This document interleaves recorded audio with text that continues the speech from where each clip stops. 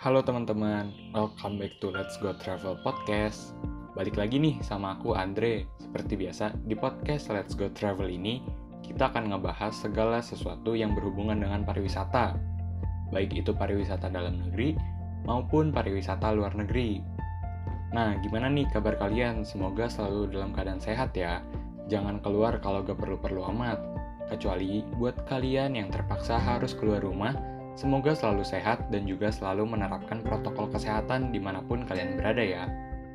Nah teman-teman, setelah kemarin di episode pertama kita udah bahas tentang urban tourism di masa pandemi COVID-19, sekarang kita akan ngebahas tentang berbagai jenis wisata atau destinasi yang bisa kita lakukan.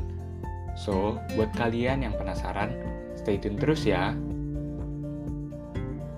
Nah teman-teman, seperti yang kita tahu bahwa pariwisata itu merupakan salah satu andalan bagi pemerintah Indonesia untuk menggerakkan roda perekonomian secara cepat dan juga efisien.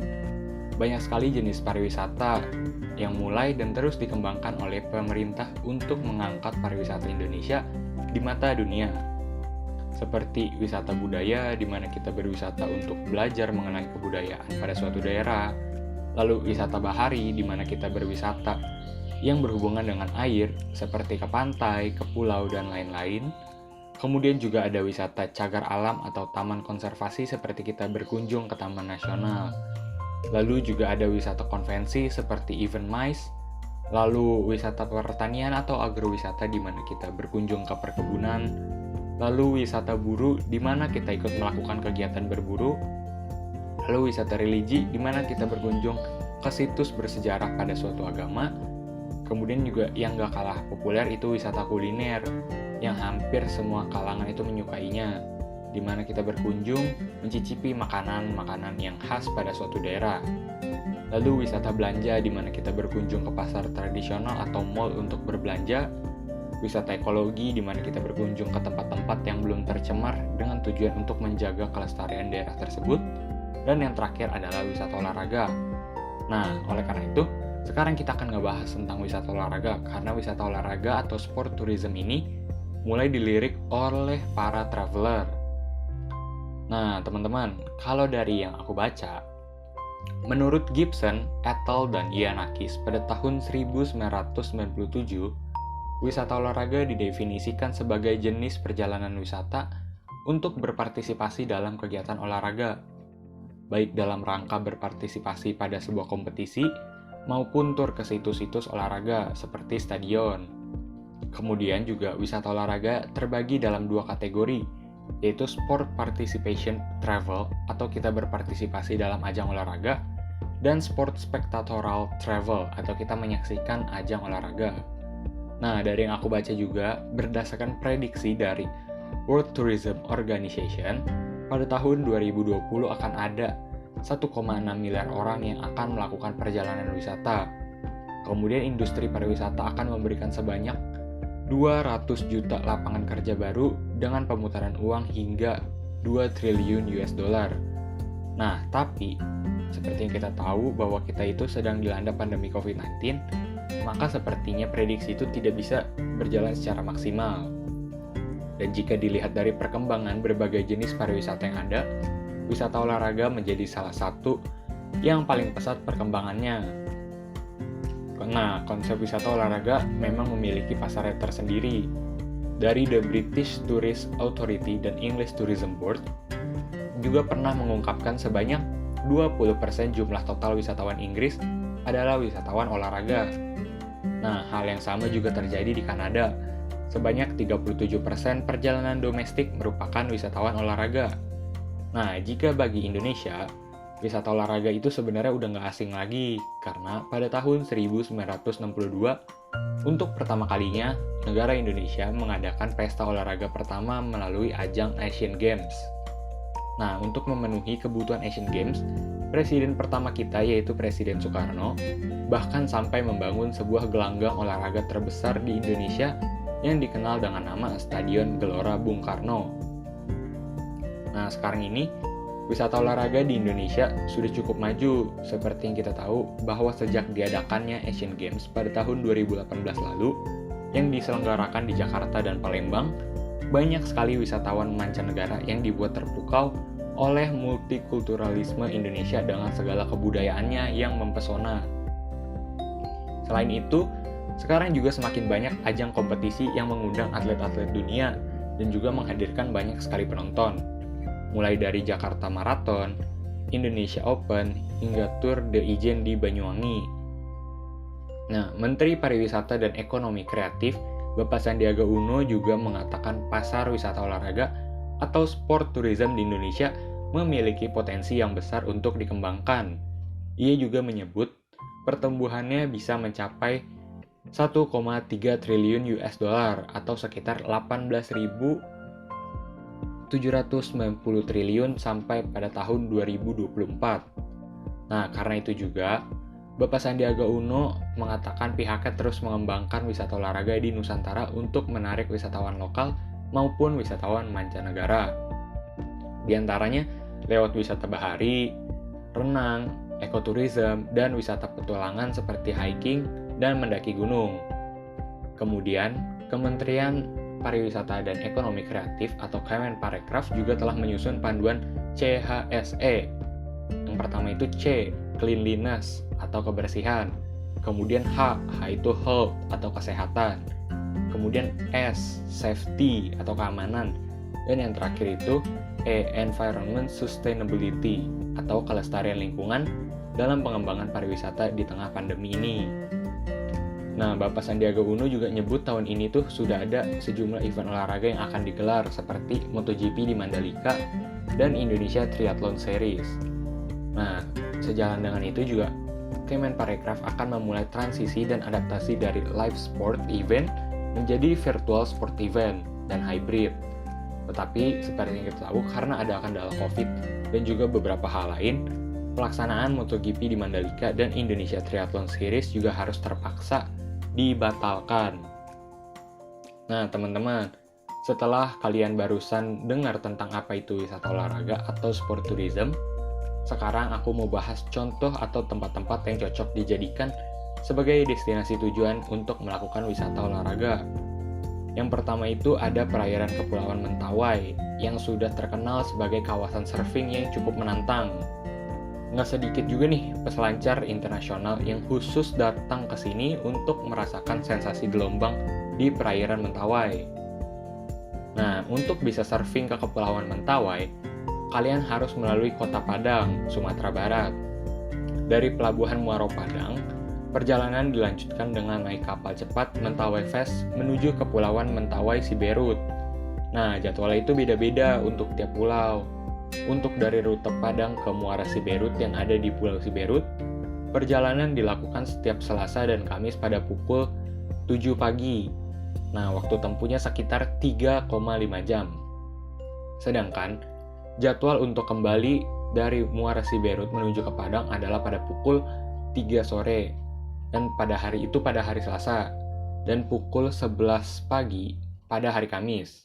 Sedangkan untuk rute dari Padang menuju Tua Pejat di Pulau Sipora dilakukan 4 kali dalam seminggu. Pada hari Senin, jadwal keberangkatan adalah pukul 6 pagi. Sedangkan pada Rabu, Jumat, dan Minggu, kapal berangkat pada pukul 7 pagi.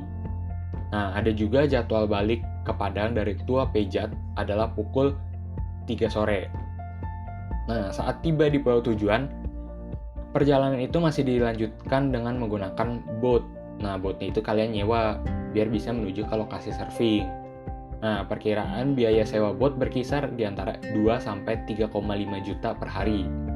Nah, untuk ini lebih baik sih kalian datang berkelompok biar bisa bagi-bagi biaya, karena kan kita anak muda biasanya maunya yang murah meriah ya kan. Nah, untuk penginapan itu ada homestay milik masyarakat lokal dengan harga sekitar 175-300 ribu per malam. Nah, jika kalian ingin mendapat pelayanan yang lebih nyaman, kalian juga bisa ikut paket surfing yang ditawarkan resort atau kapal yang udah dikelola oleh warga negara asing dengan partner lokal di Mentawai. Nah, tetapi kalian harus merogoh kantong lebih dalam. Dalam paket ini sudah termasuk akomodasi, makan, dan akses perahu harian ke ombak. Nah, biayanya itu sekitar 700-4.000 US dollar per orang untuk 10-12 hari perjalanan.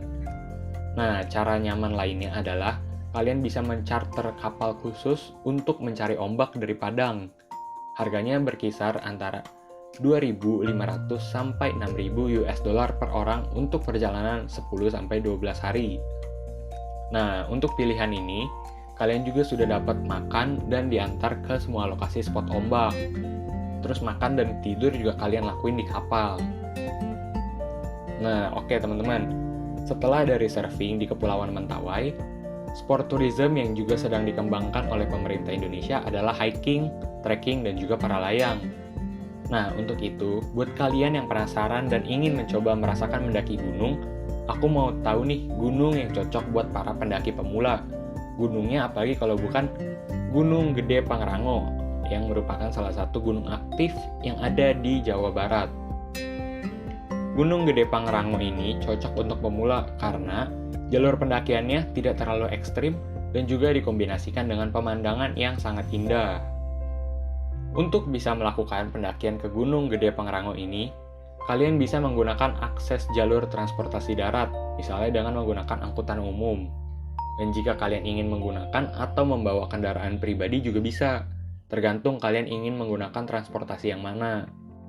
Jika kalian memilih menggunakan transportasi umum, jika ditempuh dari ibu kota Jakarta, kira-kira akan membutuhkan waktu sekitar 3-4 jam. Kalian bisa memulai dari Terminal Kampung Rambutan, Kalideres, atau juga bisa lewat Terminal Pulau Gadung. Di sana banyak angkutan umum yang mengarah ke Kabupaten Sukabumi. Nah, biayanya juga nggak terlalu mahal nih, hanya sekitar 50.000 sampai 70.000 saja, tergantung dari bus mana yang kalian pilih. Setelah sampai di Terminal Sukabumi, kalian juga bisa memilih menggunakan angkutan umum yang sudah banyak disediakan di sana. Dan ongkosnya bervariatif, tergantung nego yang kalian lakukan. Biasanya, untuk tarif umum dari Cibodas berkisar antara 4.000 sampai 10.000 rupiah. Namun jika kalian dari arah Gunung Putri, ongkosnya akan lebih mahal sedikit, yaitu sekitar 15.000 sampai 20.000 rupiah. Dan untuk tiket masuknya adalah 27.000 sampai 33.000 per orang untuk warga domestik, dengan waktu pendakian 2 hari 1 malam pada hari biasa dan juga hari libur.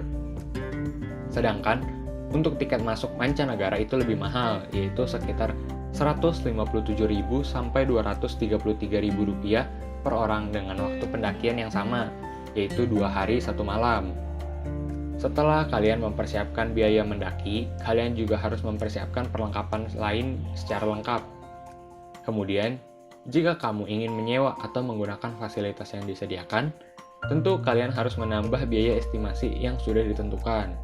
Seperti yang semua kita tahu, bahwa mendaki gunung merupakan kegiatan yang cukup menguras tenaga. Maka dari itu, kekuatan fisik dan kesehatan juga harus dijaga, karena perjalanan menuju puncak Gunung Gede Pangrango ini akan memakan waktu sekitar 7 jam pendakian. Maka kalian harus menjaga kesehatan fisik kalian, agar kalian tidak tumbang di tengah perjalanan. Karena sayang ya kan, jika harus berhenti di tengah perjalanan. Nah, kemudian setelah tadi kita membahas tentang surfing dan juga hiking, maka sekarang kita akan ngebahas tentang diving atau menyelam untuk melihat keindahan bawah laut. Nah, destinasi yang aku rekomendasiin adalah diving di Desa Tulamben yang ada di Bali. Sebenarnya banyak sih destinasi tujuan untuk diving seperti Wakatobi, Raja Ampat, Bunaken, dan lain-lain. Tetapi destinasi-destinasi tersebut biasanya diperuntukkan untuk orang-orang yang pernah melakukan diving sebelumnya. Nah, sebelum kita masuk ke divingnya, Tulamben itu adalah sebuah desa kecil yang terletak di sebelah timur laut Pulau Bali. Lokasi desa Tulamben menghadap ke Selat Lombok yang sangat kaya akan biota laut. Desa Tulamben juga masuk dalam wilayah Kecamatan Kubu di bagian utara Kabupaten Karangasem, Bali. Nah, apabila kalian berangkat dari objek wisata Kuta Bali, untuk mencapai lokasi Desa Tulamben Karangasem akan menempuh jarak sekitar 102 km dengan perkiraan waktu tempuh 3 jam perjalanan. Spot diving di Tulamben ini tuh sangat cocok buat pemula yang tidak pernah melakukan diving sebelumnya, karena arus di Tulamben ini tuh sangat tenang sehingga tidak terlalu menyulitkan para penyelam pemula. Kemudian juga keindahan bawah laut yang ditawarkan di Tulamben itu nggak kalah bagus dengan destinasi atau spot diving yang lainnya. Nah, yang paling spesial itu jika melakukan diving di Tulamben ini adalah di mana yang biasanya kita ketahui bahwa diving hanya melihat keindahan koral dan juga ikan-ikan yang cantik. Diving di Tulamben ini, kalian bisa diving di bangkai kapal Liberty jenis USAT atau US Army Transport yang tenggelam pada tahun 1942. Kapal ini tenggelam karena ditorpedo atau dirudal oleh kapal selam Jepang pada Perang Dunia Kedua. Nah, bangkai kapal ini berada pada kedalaman 30 meter dari permukaan laut dan menjadi spot tempat menyelam terbaik di desa Tulamben ini. Dari pesisir pantai, jarak bangkai kapal itu sekitar 25 meter dan biasanya penyelam akan menggunakan perahu dari pesisir pantai dulu untuk menuju ke lokasi bangkai kapal. Karena bangkai kapalnya udah lama berada di dalam laut, membuat semua rangka kapal itu berkarat. Di areal kapal, para penyelam juga bahkan bisa bertemu dengan ikan mola-mola, hiu martil, dan paus hiu. Nah, harga yang ditawarkan jika ingin melakukan diving di Tulamben ini adalah 125 US dollar atau sekitar 1,8 juta rupiah per orang. Nah, jika kalian yang tidak ingin melakukan diving, di Tulamben ini juga kalian bisa hanya melakukan snorkeling atau hanya berenang di permukaan saja dengan harga sekitar 500.000 per orang. Nah, teman-teman, jadi gimana tuh 3 destinasi yang udah aku rekomendasiin tadi? Bagus-bagus kan? Nah, teman-teman, mungkin itu aja ya pembahasan kita untuk kali ini. Dan buat kalian yang mau traveling lagi, selalu terapkan 5M. Memakai masker, mencuci tangan pakai sabun dan air mengalir, menjaga jarak, menjauhi kerumunan, serta membatasi mobilisasi dan interaksi. Dan juga jangan khawatir, karena rata-rata di hampir semua destinasi wisata juga sudah melakukan protokol kesehatan dengan sangat baik. Jadi kalian akan lebih merasa aman saat melakukan perjalanan wisata. Akhir kata, aku Andre pamit dulu ya. Stay safe and stay healthy. Sampai bertemu di podcast berikutnya. Bye-bye.